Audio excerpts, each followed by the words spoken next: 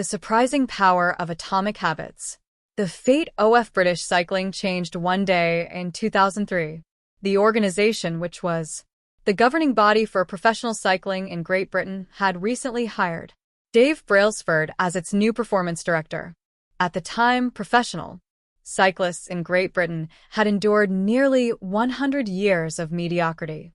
Since 1908, British riders had won just a single gold medal at the Olympic Games, and they had fared even worse in cycling's biggest race, the Tour de France. In 110 years, no British cyclist had ever won the event. In fact, the performance of British riders had been so underwhelming that one of the top bike manufacturers in Europe refused to sell bikes to the team because they were afraid that it would hurt sales if other professionals saw the Brits using their gear.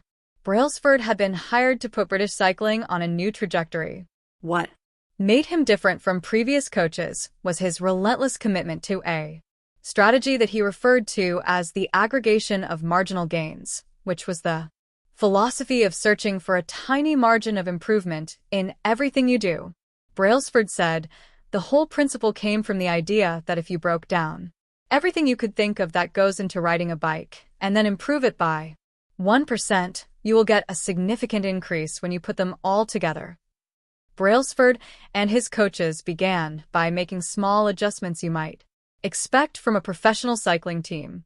They redesigned the bike seats to make them more comfortable and rubbed alcohol on the tires for a better grip. They asked riders to wear electrically heated overshorts to maintain ideal muscle temperature while riding and used biofeedback sensors to monitor how each athlete responded to a particular workout. The team tested various fabrics in a wind tunnel and had their outdoor riders switch to indoor racing suits, which proved to be lighter and more aerodynamic. But they didn't stop there. Brailsford and his team continued to find 1% improvements in overlooked and unexpected areas.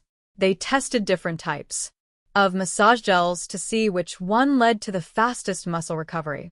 They hired a surgeon to teach each rider the best way to wash their hands to reduce the chances of catching a cold. They determined the type of pillow and mattress that led to the best night's sleep for each rider. They even painted the inside of the team truck white, which helped them spot little bits of dust that would normally slip by unnoticed, but could degrade the performance of the finely tuned bikes. As these and hundreds of other small improvements accumulated, the results came faster than anyone could have imagined. Just 5 years after Brailsford took over, the British cycling team dominated the road and track cycling events at the 2008 Olympic Games in Beijing, where they won an astounding 60% of the gold medals available. For years later, when the Olympic Games came to London, the Brits raised the bar as they set 9 Olympic records and 7 world records. That same year, Bradley Wiggins became the first British cyclist to win the Tour de France. The next year, his teammate Chris Froome won the race, and he would go on to win again in 2015, 2016, and 2017, giving the British team 5 Tour de France victories in 6 years. During the 10-year span from 2007 to 2017, British cyclists won 178 world championships and 66 Olympic or Paralympic gold medals and captured 5 Tour de France victories in what is widely regarded as the most successful run in cycling history. Asterisk. How does this happen? How does a team of previously ordinary athletes transform into world champions with tiny changes that, at first glance, would seem to make a modest difference at best? Why do small improvements accumulate into such remarkable results, and how can you replicate this approach in your own life? Why small habits make a big difference. It is so easy to overestimate the importance of one defining moment and underestimate the value of making small improvements on a daily basis. 2. Often, we convince ourselves that massive success requires massive action. Whether it is losing weight, building a business, writing a book, winning a championship, or achieving any other goal, we put pressure on ourselves to make some earth-shattering improvement that everyone will talk about. Meanwhile, improving by 1% isn't particularly notable. Sometimes it isn't even noticeable, but it can be far more meaningful, especially in the long run. The difference a tiny improvement can make over time is astounding. Here's how the math works out. If you can get 1% better each day for 1 year, you'll end up 37 times better by the time you're done. Conversely, if you get 1% worse each day for 1 year, you'll decline nearly down to zero. What starts as a small win or a minor setback accumulates into something much more. 1% better every day. 1% worse every day for 1 year. 0.99. 365 is equal to 0.03. 1% better every day for 1 year. 1.01. 365 is equal to 37.78. Figure 1. The effects of small habits compound over time. For example, if you can get just 1% better each day, you'll end up with results that are nearly 37 times better after 1 year. Habits are the compound interest of self-improvement. The same way that money multiplies through compound interest, the effects of your habits multiply. As you repeat them, they seem to make little difference on any given day, and yet, the impact they deliver over the months and years can be enormous. It is only when looking back 2, 5, or perhaps 10 years later that the value of good habits and the cost of bad ones become strikingly apparent. This can be a difficult concept to appreciate in daily life. We often dismiss small changes because they don't seem to matter very much in the moment. If you save a little money now, you're still not a millionaire. If you go to the gym 3 days in a row, you're still out of shape. If you study Mandarin for an hour tonight, you still haven't learned the language. We make a few changes, but the results never seem to come quickly, and so we slide back into our previous routines. Unfortunately, the slow pace of transformation also makes it easy to let a bad habit slide. If you eat an unhealthy meal today, the scale doesn't move much. If you work late tonight and ignore your family, they will forgive you. If you procrastinate and put your project off until tomorrow, there will usually be time to finish it later. A single decision is easy to dismiss. But when we repeat 1% errors day after day by replicating poor decisions, duplicating tiny mistakes, and rationalizing little excuses, our small choices compound into toxic results. It's the accumulation of many missteps. A 1% decline here and there that eventually leads to a problem. The impact created by a change in your habits is similar to the effect of shifting the route of an airplane by just a few degrees. Imagine you are flying from Los Angeles to New York City. If a pilot leaving from LAX adjusts the heading just 3.5 degrees south, you will land in Washington, D.C. instead of New York. Such a small change is barely noticeable at takeoff. The nose of the airplane moves just a few feet, but when magnified across the entire United States, you end up hundreds of miles apart. Asterisk. Similarly, a slight change in your daily habits can guide your life to a very different destination. Making a choice that is 1% better or 1% worse seems insignificant in the moment, but over the span of moments that make up a lifetime, these choices determine the difference between who you are and who you could be. Success is the product of daily habits, not once-in-a-lifetime transformations. That said, it doesn't matter how successful or unsuccessful you are right now. What matters is whether your habits are putting you on the path toward success. You should be far more concerned with your current trajectory than with your current results. If you're a millionaire but you spend more than you earn each month, then you're on a bad trajectory. If your spending habits don't change, it's not going to end well.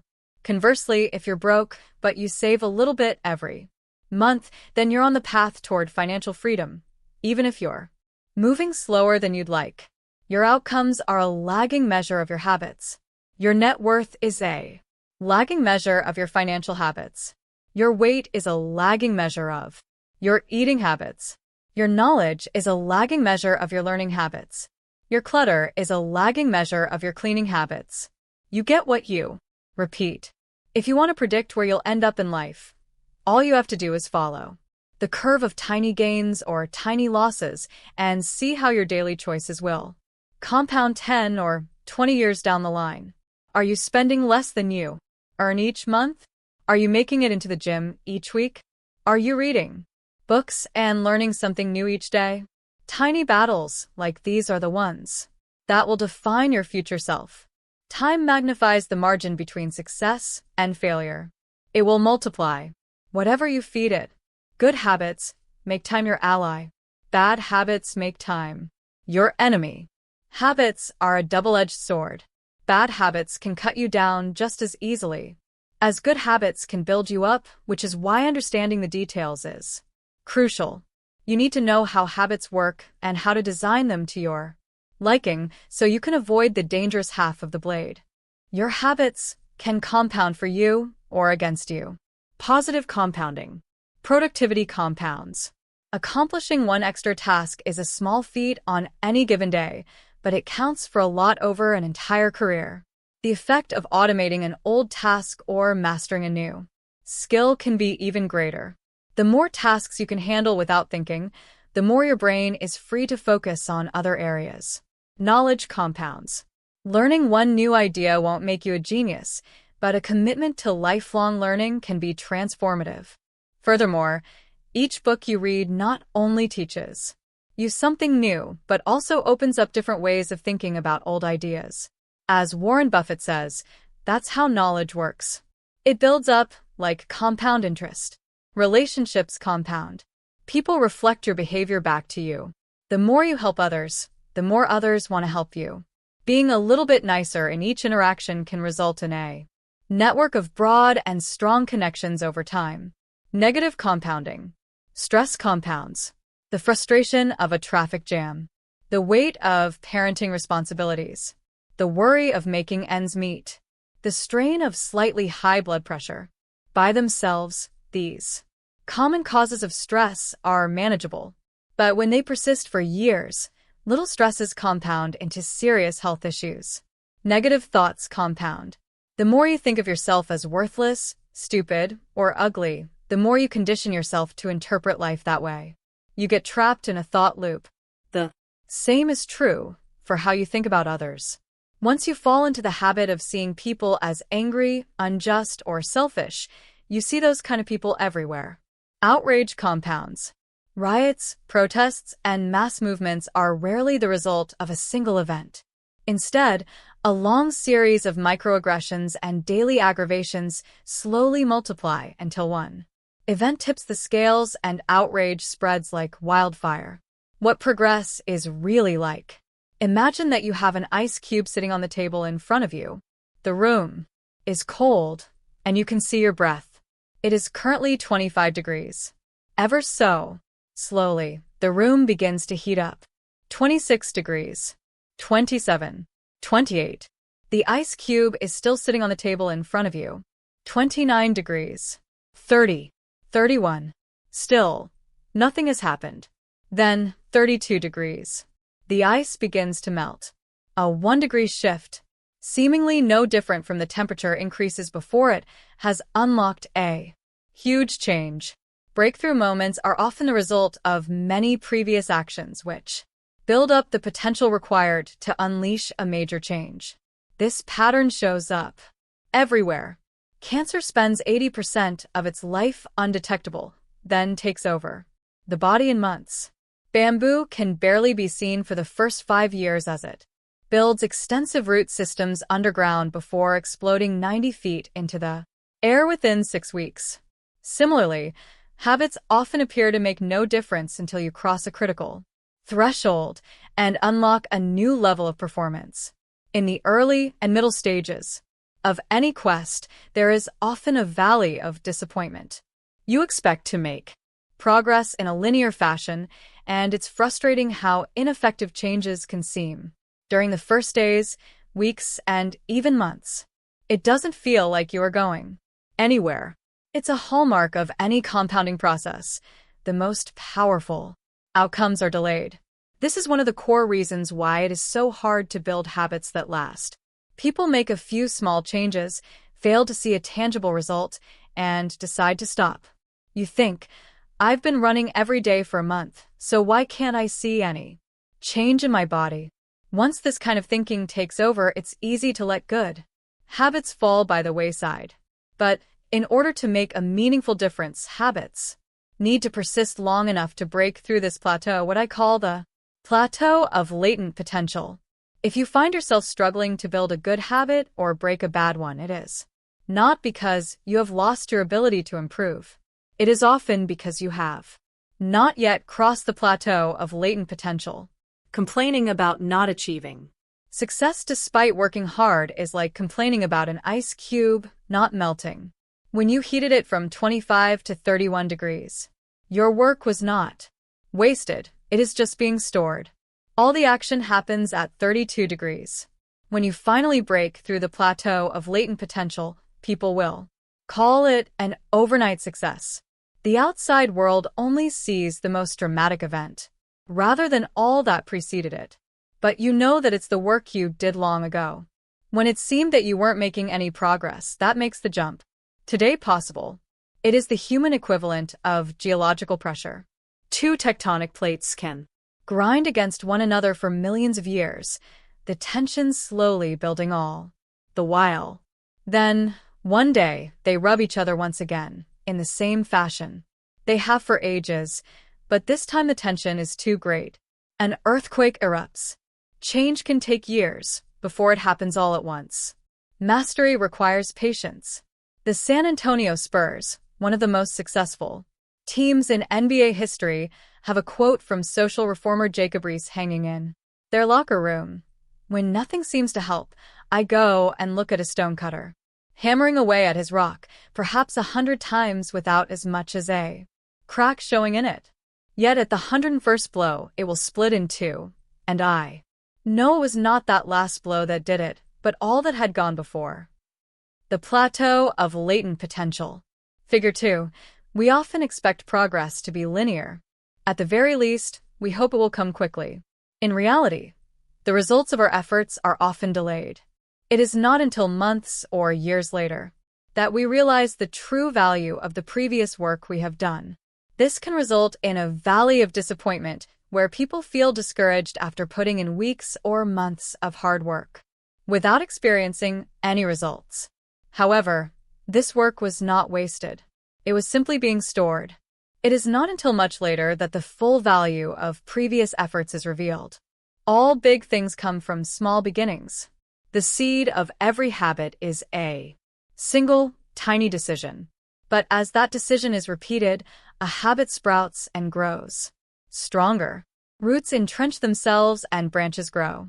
The task of breaking a bad habit is like uprooting a powerful oak within us. And the task of building a good habit is like cultivating a delicate flower one day at a time.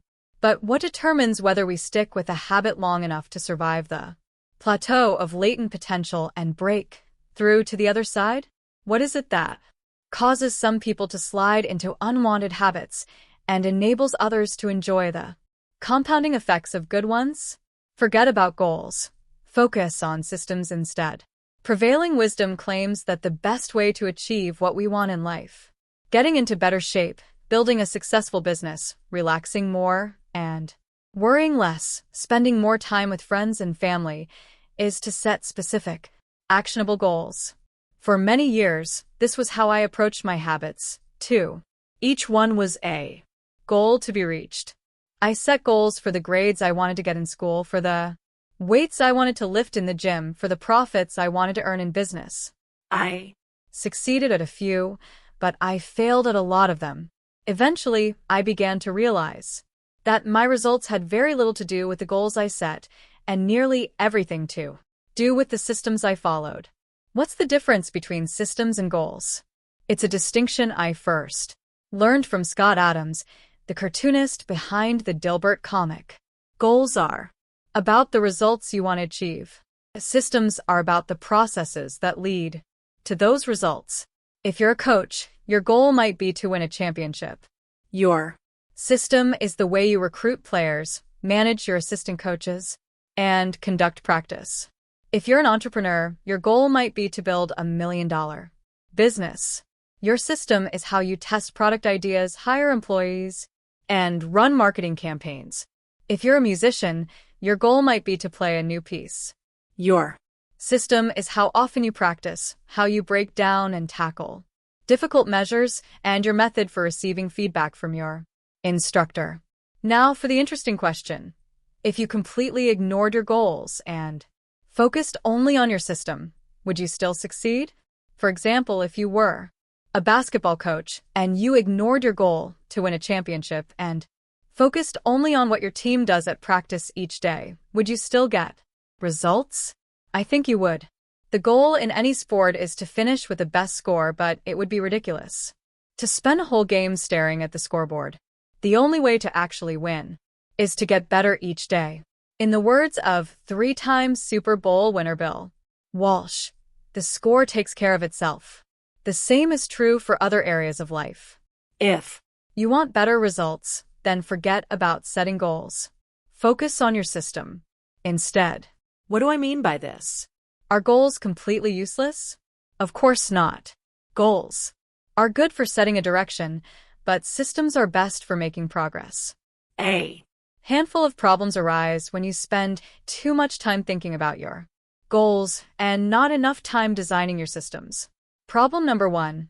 Winners and losers have the same goals. Goal setting suffers from a serious case of survivorship bias. We concentrate on The people who end up winning, the survivors, and mistakenly assume that ambitious goals led to their success, while overlooking all of the people who had the same objective but didn't succeed. Every Olympian wants to win a gold medal. Every candidate wants to get the job. And if successful and unsuccessful people share the same goals, then the goal cannot be what differentiates the winners from the losers. It wasn't the goal of winning the Tour de France that propelled the British cyclists to the top of the sport. Presumably, they had wanted to win the race every year before, just like every other professional team. The goal had always been there. It was only when They implemented a system of continuous small improvements that they achieved a different outcome. Problem number 2. Achieving a goal is only a momentary change. Imagine you have a messy room and you set a goal to clean it. If you summon the energy to tidy up, then you will have a clean room for now. But if you maintain the same sloppy, pack-rat habits that led to a messy room in the first place, soon you'll be looking at a new pile of clutter and hoping for another burst of motivation. You're left chasing the same outcome because you never changed the system behind it. You treated a symptom without addressing the cause. Achieving a goal only changes your life for the moment. That's the counterintuitive thing about improvement. We think we need to change our results, but the results are not the problem. What we really need to change are the systems that cause those results. When you solve problems at the results level, you only solve them temporarily. In order to improve for good, you need to solve problems at the systems level. Fix the inputs and the outputs will fix themselves. Problem number 3. Goals restrict your happiness. The implicit assumption behind any goal is this: once I reach my goal, then I'll be happy. The problem with a goals-first mentality is that you're continually putting happiness off until the next milestone. I've slipped into this trap so many times I've lost count. For years, happiness was always something for my future self to enjoy. I promised myself that once I gained 20 pounds of muscle, or after my business was featured in the New York Times, then I could finally relax. Furthermore, goals create an either-or conflict. Either you achieve your goal and are successful, or you fail and you are a disappointment. You mentally box yourself into a narrow version of happiness. This is misguided.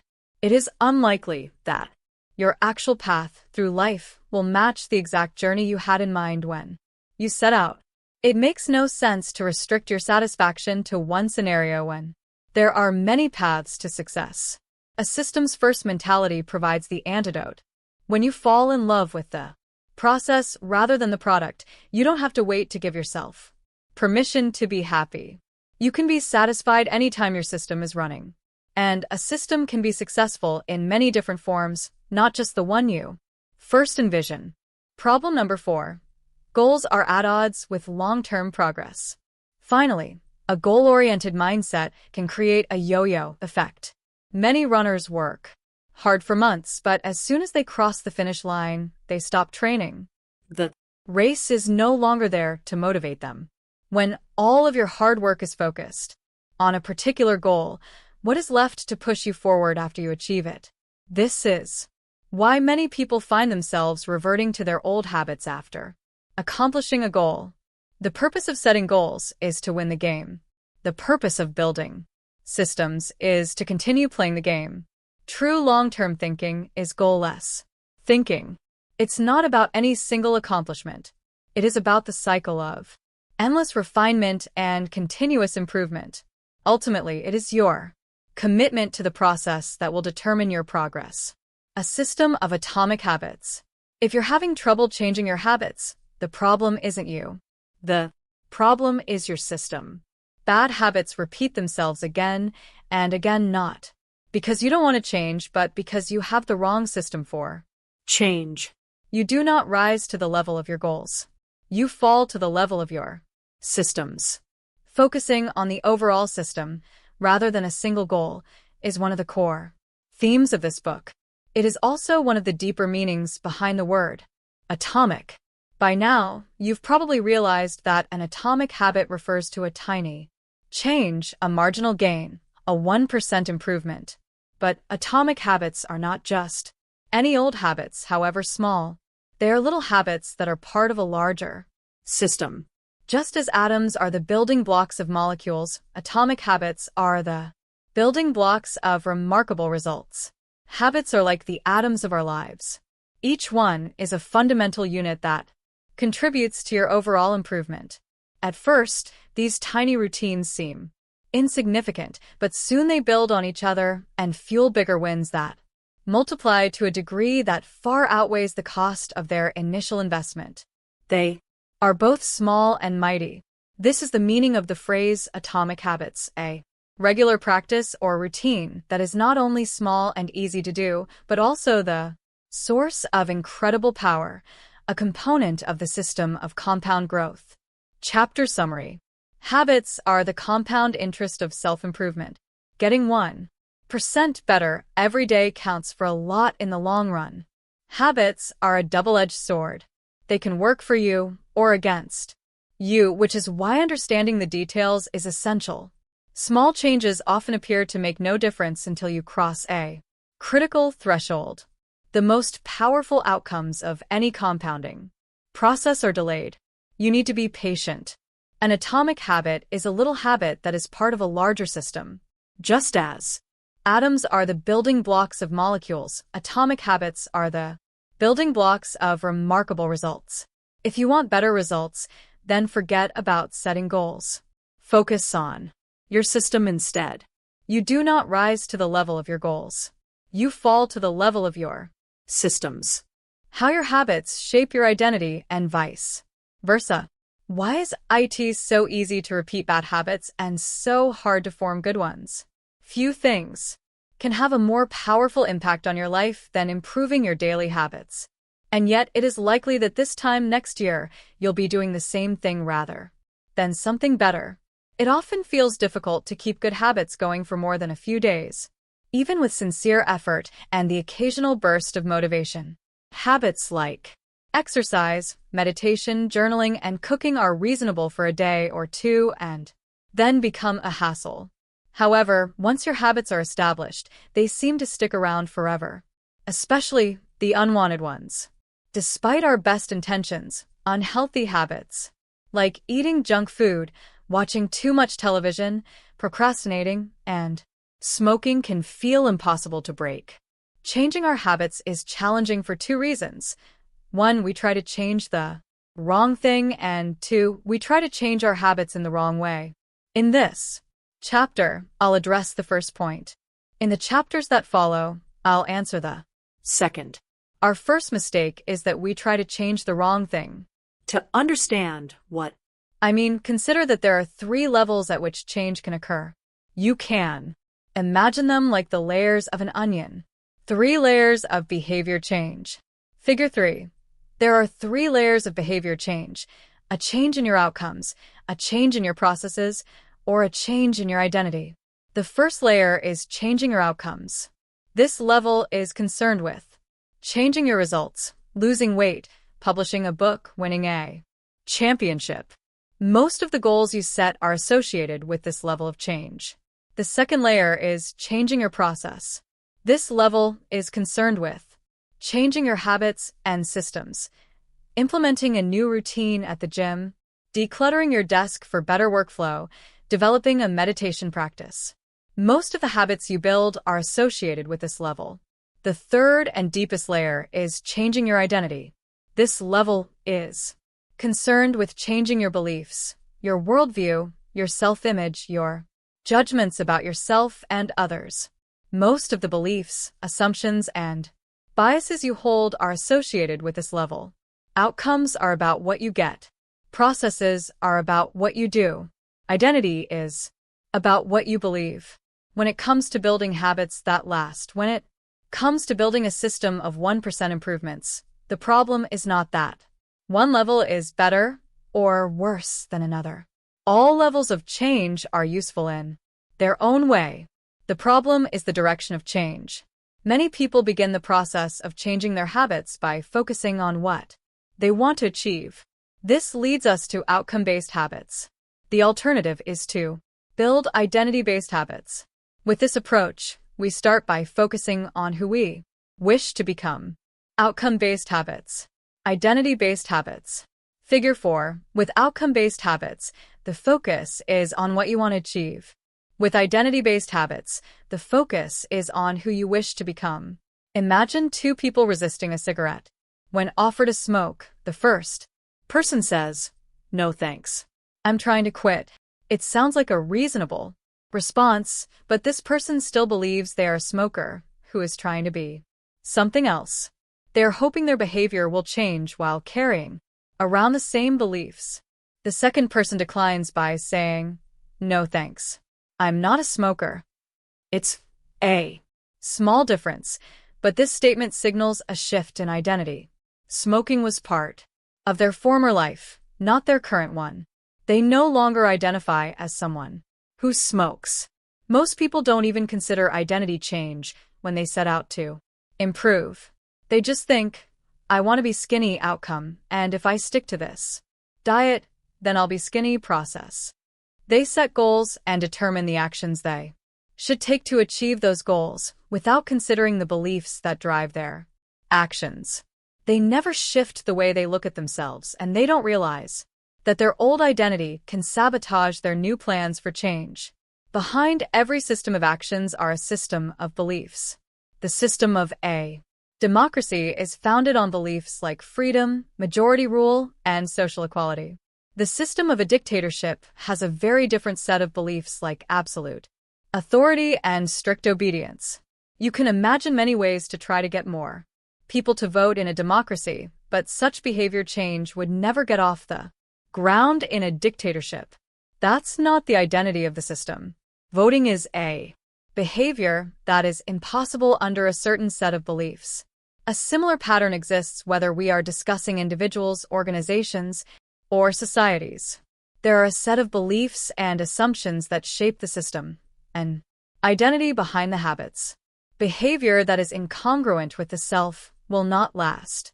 You may want more money, but if your identity is someone who consumes rather than creates, then you'll continue to be pulled towards spending rather than earning. You may want better health, but if you continue to prioritize comfort over accomplishment, you'll be drawn to relaxing rather than training. It's hard to change your habits if you never change the underlying beliefs that led to your past behavior. You have a new goal and a new plan, but you haven't changed who you are. The story of Brian Clark, an entrepreneur from Boulder, Colorado, provides a good example. "For as long as I can remember, I've chewed my fingernails," Clark told me. "It started as a nervous habit when I was young, and then morphed into an undesirable grooming ritual. One day, I resolved to stop chewing my nails until they grew out a bit. Through mindful willpower alone, I Managed to do it. Then, Clark did something surprising. I asked my wife to schedule my first ever manicure, he said.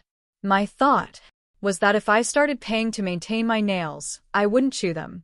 And it worked, but not for the monetary reason. What happened was the manicure made my fingers look really nice for the first time. The manicurist even said that, other than the chewing, I had really healthy, attractive nails. Suddenly, I was proud of my fingernails. And even though that's something I had never aspired to, it made all the difference. I've never chewed my nails since, not even a single. Close call. And it's because I now take pride in properly caring for them.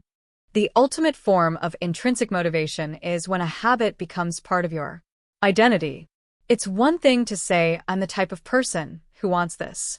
It's something very different to say, I'm the type of person who is this. The more pride you have in a particular aspect of your identity, the more motivated you will be to maintain the habits associated with it. If you're proud of how your hair looks, you'll develop all sorts of habits to care for and maintain it.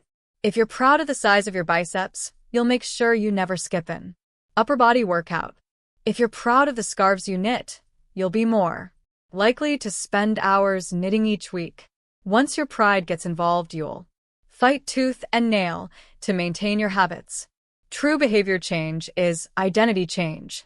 You might start a habit because of motivation, but the only reason you'll stick with one is that it becomes part of your identity.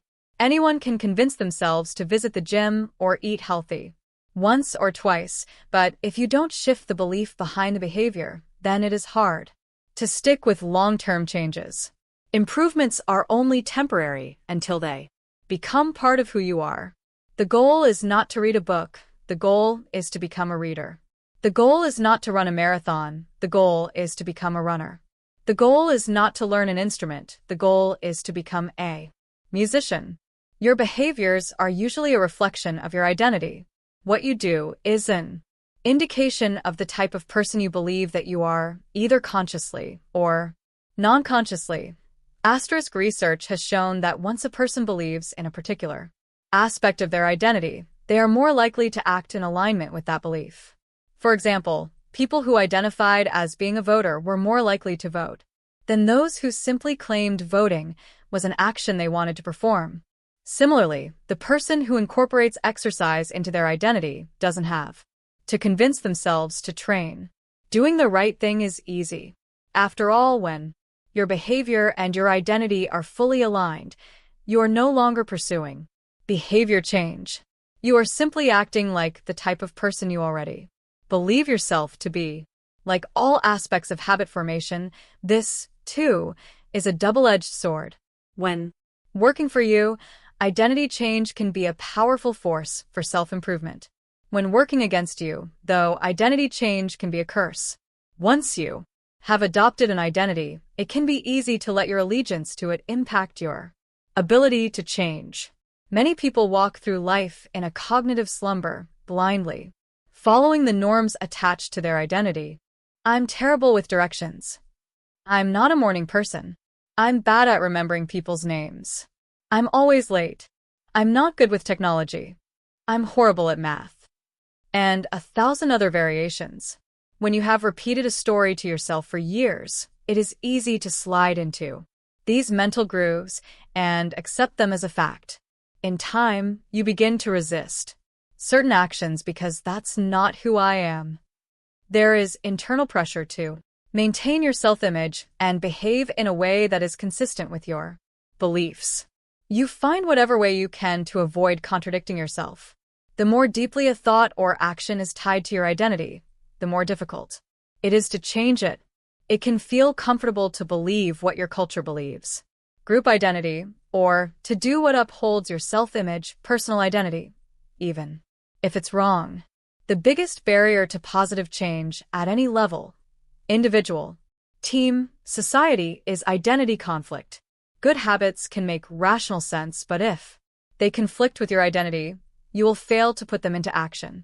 On any given day, you may struggle with your habits because you're too busy, or too tired, or too overwhelmed, or hundreds of other reasons. Over the long run, however, the real reason you fail to stick with habits is that your self-image gets in the way. This is why you can't get too attached to one version of your identity. Progress requires unlearning.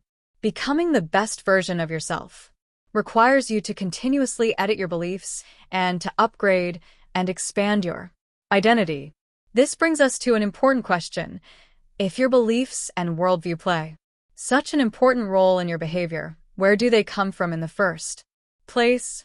How exactly is your identity formed? And how can you emphasize new aspects of your identity that serve you and gradually erase the pieces that hinder you? The two-step process to changing your identity. Your identity emerges out of your habits. You are not born with preset beliefs. Every belief, including those about yourself, is learned and conditioned through experience. Asterisk. More precisely, your habits are how you embody your identity. When you make your bed each day, you embody the identity of an organized person. When you write each day, you embody the identity of a creative person. When you train each day, you embody the identity of an athletic person. The more you repeat a behavior, the more you reinforce the identity associated with that behavior. In fact, the word identity was originally derived from the Latin words essentitas, which means being, and identitum, which means repeatedly. Your identity is literally your repeated beingness. Whatever your identity is right now, you only believe it because you have proof of it. If you go to church every Sunday for 20 years, you have evidence that you are religious. If you study biology for 1 hour every night, you have evidence that you are studious. If you go to the gym even when it's snowing, you have evidence that you are committed to fitness. The more evidence you have for a belief, the more strongly you will believe it. For most of my early life, I didn't consider myself a writer. If you were to ask any of my high school teachers or college professors, they would tell you I was an average writer at best, certainly not a standout. When I began my writing career, I published a new article every Monday and Thursday for the first few years. As the evidence grew, so did my identity as a writer. I didn't start out as a writer. I became one through my habits. Of course, your habits are not the only actions that influence your identity, but by virtue of their frequency, they are usually the most important ones. Each experience in life modifies your self-image, but it's unlikely you would consider yourself a soccer player because you kicked a ball once, or an artist because you scribbled a picture. As you repeat these actions, however, the evidence accumulates and your self-image begins to change. The effect of one-off experiences tends to fade away, while the effect of habits gets reinforced with time, which means your habits contribute most of the evidence that shapes your identity. In this way, the process of building habits is actually the process of becoming yourself. This is a gradual evolution. We do not change by snapping our fingers and deciding to be someone entirely new. We change bit by bit, day by day, habit by habit. We are continually undergoing microevolutions of the self. Each habit is like a suggestion. Hey, maybe this is who I am. If you finish a book, then perhaps you are the type of person who likes reading. If you go to the gym, then perhaps you are the type of person who likes exercise. If you practice playing the guitar, perhaps you are the type of person who likes music. Every action you take is a vote for the type of person you wish to become. No single instance will transform your beliefs, but as the votes build up, so does the evidence of your new identity. This is one reason why meaningful change does not require radical change. Small habits can make a meaningful difference by providing evidence of a new identity. And if a change is meaningful, it actually is big. That's the paradox of making small improvements. Putting this all together, you can see that habits are the path to changing your identity. The most practical way to change who you are is to change what you do. Each time you write a page, you are a writer. Each time you practice the violin, you are a musician. Each time you start a workout, you are an athlete. Each time you encourage your employees, you are a leader. Each habit not only gets results, but also teaches you something far more important: to trust yourself. You start to believe you can actually accomplish these things. When the votes mount up and the evidence begins to change, the story you tell yourself begins to change as well. Of course, it works the opposite way, too. Every time you choose to perform a bad habit, it's a vote for that identity. The good news is that you don't need to be perfect. In any election, there are going to be votes for both sides. You don't need a unanimous vote to win an election. You just need a majority. It doesn't matter if you cast a few votes for a bad behavior or an unproductive habit. Your goal is simply to win the majority of the time. New identities require new evidence. If you keep casting the same votes you've always cast, you're going to get the same results you've always had.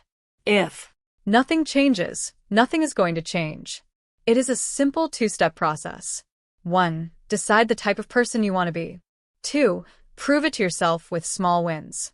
First, decide who you want to be. This holds at any level: as an individual, as a team, as a community, as a nation. What do you want to stand for?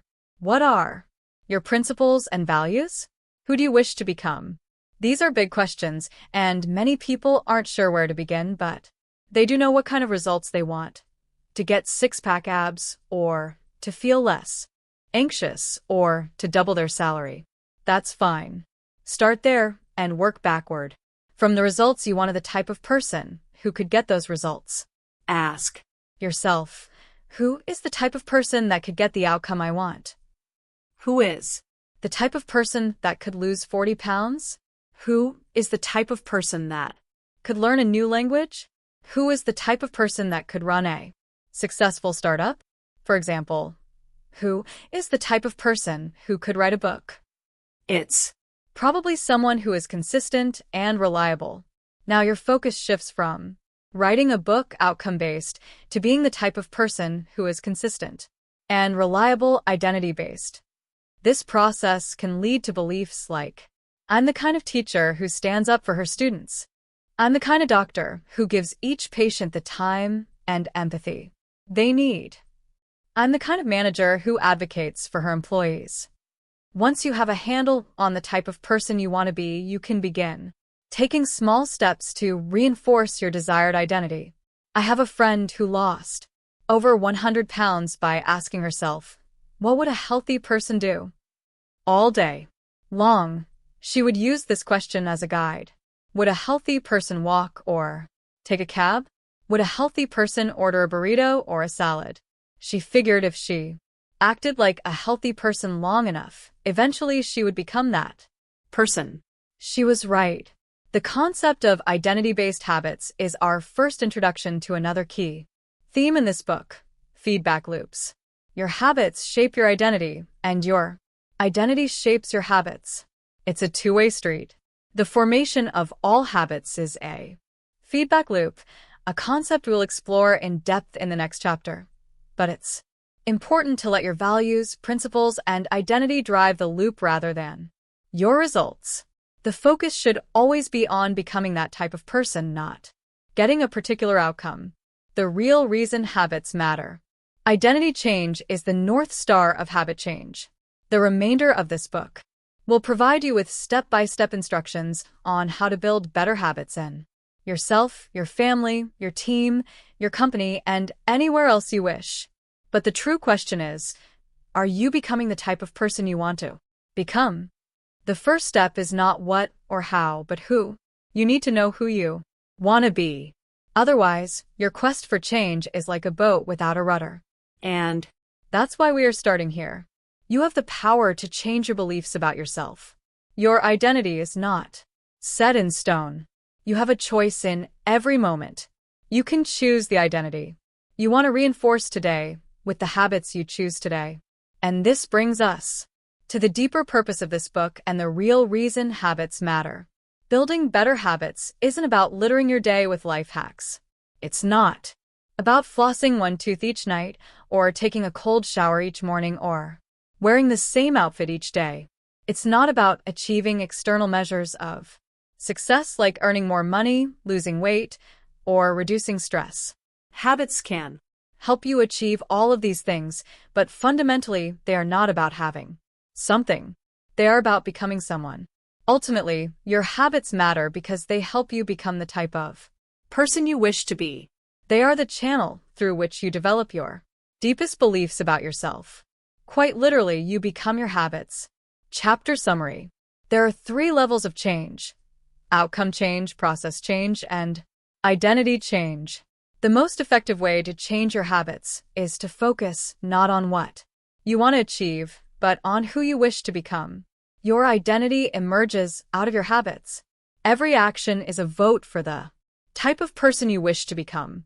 Becoming the best version of yourself requires you to continuously edit your beliefs and to upgrade and expand your identity.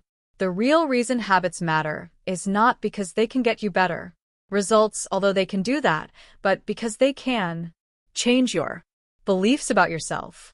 How to build better habits in 4 simple steps. In 1898, a psychologist named Edward Thorndike conducted an experiment that would lay the foundation for our understanding of how habits form and the rules that guide our behavior. Thorndike was interested in studying the behavior of animals, and he started by working with cats. He would place each cat inside a device known as a puzzle box. The box was designed so that the cat could escape through a door by some simple act, such as pulling at a loop of cord, pressing a lever, or stepping on a platform. For example, one box contained a lever that, when pressed, would open a door on the side of the box. Once the door had been opened, the cat could dart out and run over to a bowl of food. Most cats wanted to escape as soon as they were placed inside the box. They would poke their nose into the corners, stick their paws through openings, and claw at loose objects. After a few minutes of exploration, the cats would happen to press the magical lever. The door would open, and they would escape. Thorndike tracked the behavior of each cat across many trials. In the beginning, the animals moved around the box at random. But as soon as the lever had been pressed and the door opened, the process of learning began. Gradually, each cat learned to associate the action of pressing the lever with the reward of escaping the box and getting to the food. After 20 to 30 trials, this behavior became so automatic and habitual that the cat could escape within a few seconds.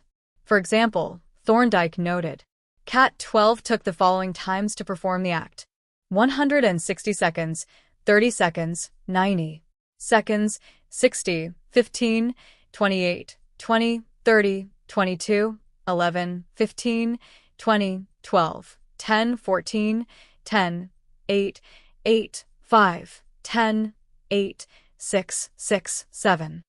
During the first 3 trials, the cat escaped in an average of 1.5 minutes. During the last 3 trials, it escaped in an average of 6.3 seconds. With practice, each cat made fewer errors and their actions became quicker and more automatic. Rather than repeat the same mistakes, the cat began to cut straight to the solution. From his studies, Thorndike described the learning process by stating, behaviors followed by satisfying consequences tend to be repeated, and those that produce unpleasant consequences are less likely to be repeated. His work provides the perfect starting point for discussing how habits form in our own lives. It also provides answers to some fundamental questions like, what are habits? And why does the brain bother building them at all? Why our brain builds habits? A habit is a behavior that has been repeated enough times to become automatic. The process of habit formation begins with trial and error. Whenever you encounter a new situation in life, your brain has to make a decision. How do I respond to this? The first time you come across a problem, you're not sure how to solve it. Like Thorndike's cat, you're just trying things out to see what works. Neurological activity in the brain is high during this period. You are carefully analyzing the situation and making conscious decisions about how to act. You're taking in tons of new information and trying to make sense of it all. The brain is busy learning the most effective course of action. Occasionally, like a cat pressing on a lever, you stumble across a solution. You're feeling anxious, and you discover that going for a run calms you down. You're mentally exhausted from a long day of work, and you learn that playing video games relaxes you. You're exploring, and then, bam, a reward. After you stumble upon an unexpected reward, you alter your strategy for next Time. Your brain immediately begins to catalog the events that preceded the Reward. wait a minute, that felt good. What did I do right before that? This is the feedback loop behind all human behavior. Try, fail, learn, try. Differently. With practice, the useless movements fade away and the useful actions get reinforced. That's a habit forming. Whenever you face a problem repeatedly, your brain begins to automate the process of solving it. Your habits are just a series of automatic solutions that solve the problems and stresses you face regularly. As behavioral scientist Jason Rea writes, habits are simply reliable solutions to recurring problems in our environment. As habits are created, the level of activity in the brain decreases. You learn to lock in on the cues that predict success and tune out everything else. When a similar situation arises in the future, you know exactly what to look for. There is no longer a need to analyze every angle of a situation. Your brain skips the process of trial and error and creates a mental rule. If this, then that. These cognitive scripts can be followed automatically whenever the situation is appropriate. Now, whenever you feel stressed, you get the itch to run. As soon as you walk in the door from work, you grab the video game controller. A choice that once required effort is now automatic. A habit has been created. Habits are mental shortcuts learned from experience. In a sense, a habit is just a memory of the steps you previously followed to solve a problem in the past. Whenever the conditions are right, you can draw on this memory and automatically apply the same solution. The primary reason the brain remembers the past is to better predict what will work in the future. Habit formation is incredibly useful because the conscious mind is the bottleneck of the brain. It can only pay attention to one problem at a time. As a result, your brain is always working to preserve your conscious attention for whatever task is most essential. Whenever possible, the conscious mind likes to pawn off tasks to the non-conscious mind to do automatically. This is precisely what happens when a habit is formed. Habits reduce cognitive load and free up mental capacity so you can allocate your attention to other tasks. Despite their efficiency, some people still wonder about the benefits of habits. The argument goes like this: will habits make my life dull? I don't want to pigeonhole myself into a lifestyle I don't enjoy. Doesn't so much routine take away the vibrancy and spontaneity of life? Hardly. Such questions set up a false dichotomy. They make you think that you have to choose between building habits and attaining freedom. In reality, the two complement each other.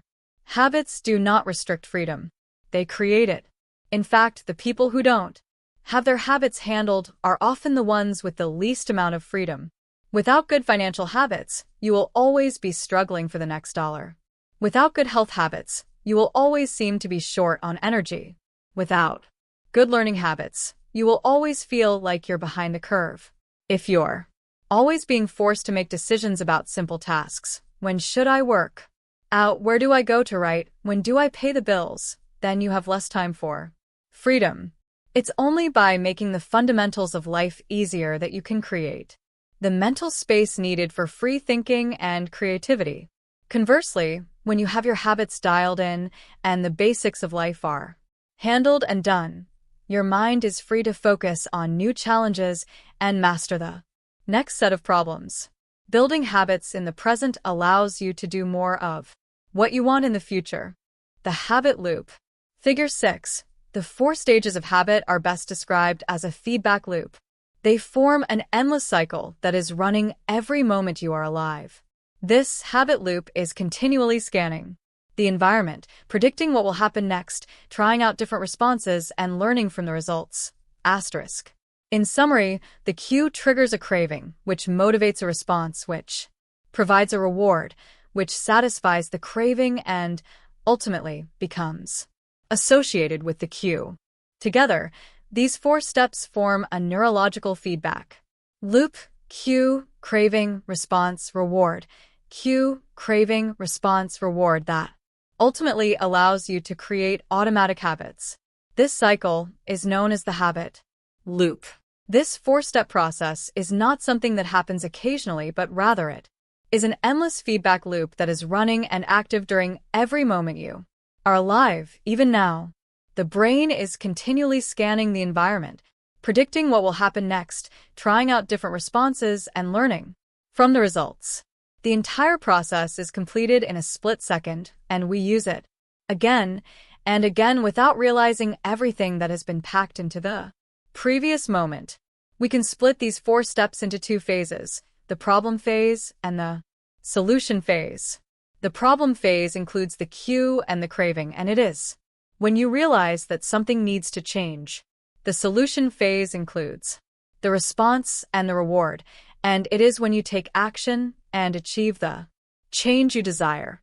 Problem phase. 1. Cue. 2. Craving. Solution phase. 3. Response. 4. Reward. All behavior is driven by the desire to solve a problem. Sometimes the problem is that you notice something good and you want to obtain it.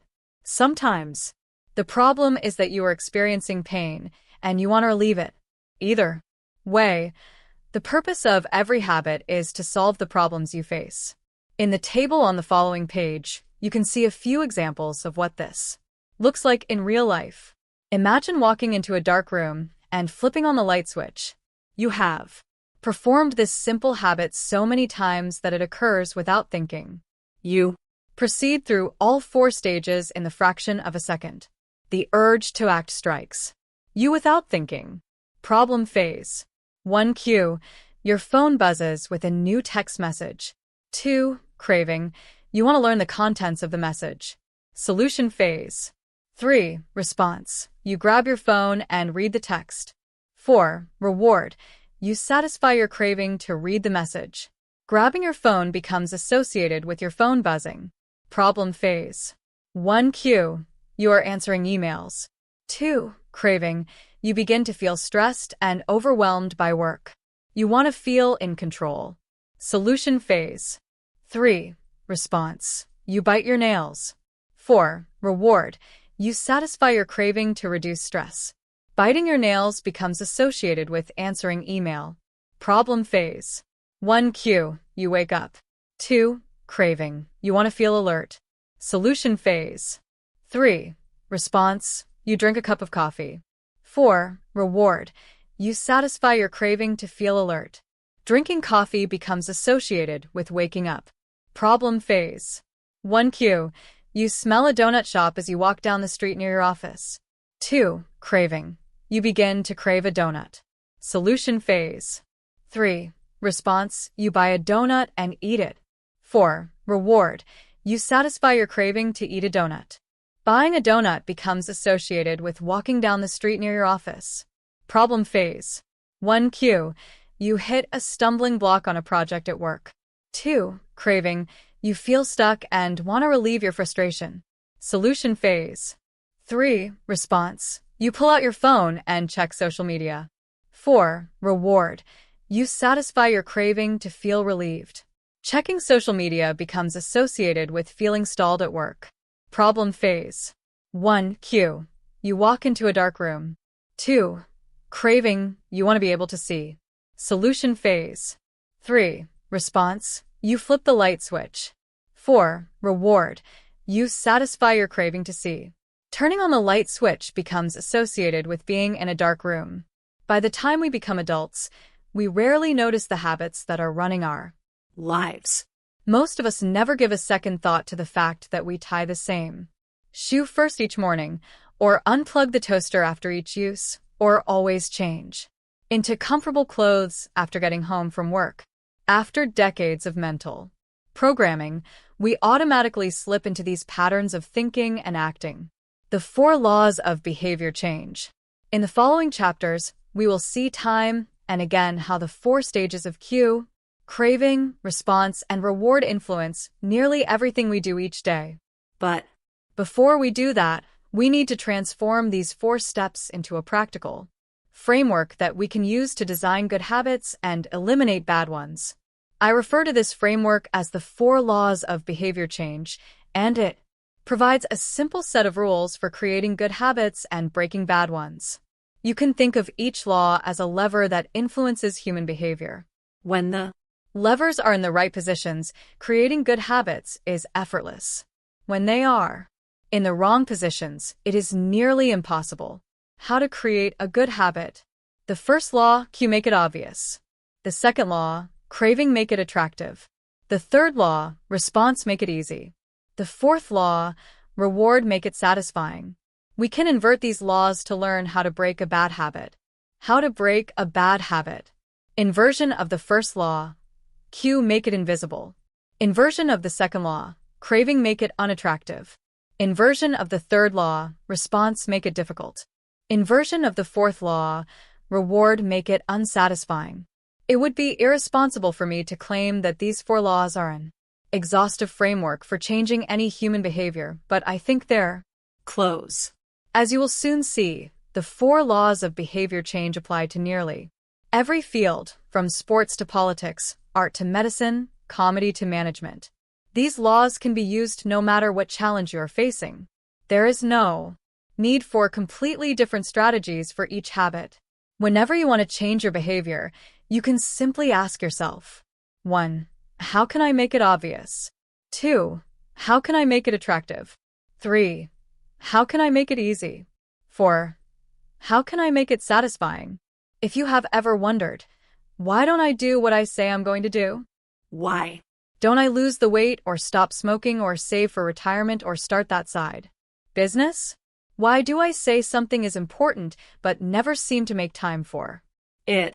The answers to those questions can be found somewhere in these 4 laws.